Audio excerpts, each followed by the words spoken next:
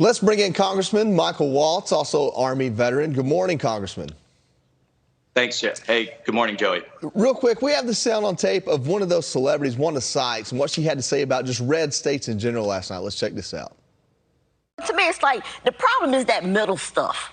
It's those states in the middle, that red stuff. Why do they get to tell us what to do when the majority of us live out, New York, California, and we're paying for all this crap, really? I mean, right? Yeah. We're footing the bill.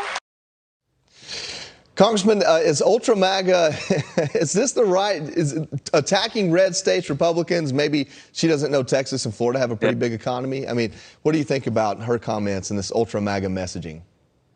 Well, look, if being Ultra-MAGA means walking away from out-of-control crime, out-of-control border, out-of-control inflation, and utter debacles and weakness overseas like Afghanistan, and instead we get justice reform, tax reform, a border that is secure, Middle East peace, fair trade deals, and strength abroad.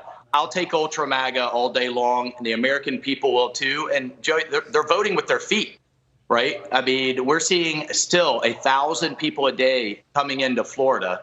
We're seeing over 1 million people migrating away from the Democrat Party over to the Republican Party, and we will see a red wave this November. Yeah, that Wanda Sykes comment was really something else. It was almost like a Babylon Bee headline of what what you think a Democrat would say. But she actually said it out loud. At the same time, Congressman, Democrats do feel like this Roe versus Wade decision is a life raft for them come November. How much of an impact do you think abortion is going to have when people head to the polls?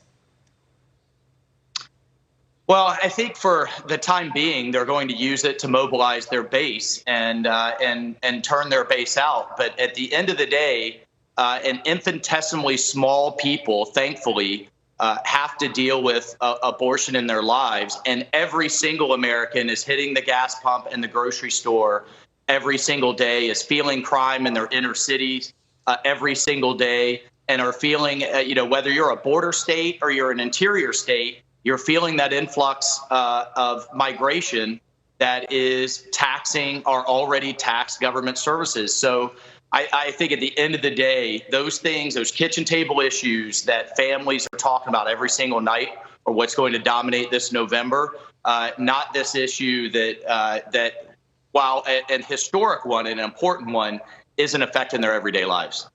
Moving on, Congressman, President Biden's attendance at the NATO summit is going to test his resolve with President Putin and also Erdogan.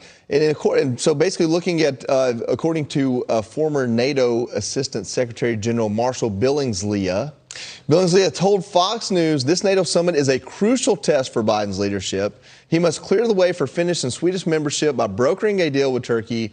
He has to get countries to deliver significant additional heavy weapons to Ukraine, particularly Germany, who has largely paid only lip service to the military aid. What I was trying to get to there is that Turkey stands to get in the way here of expanding NATO. Looking at what's happening in Ukraine, how is Biden's leadership on the test here? Well, he's right. It's a huge test of his leadership. What I want to see is a real sanctions regime. Right now, China has increased its imports of Russian oil and gas by 50% over the last year. They're buying up everything the Europeans are saying that they're walking away from.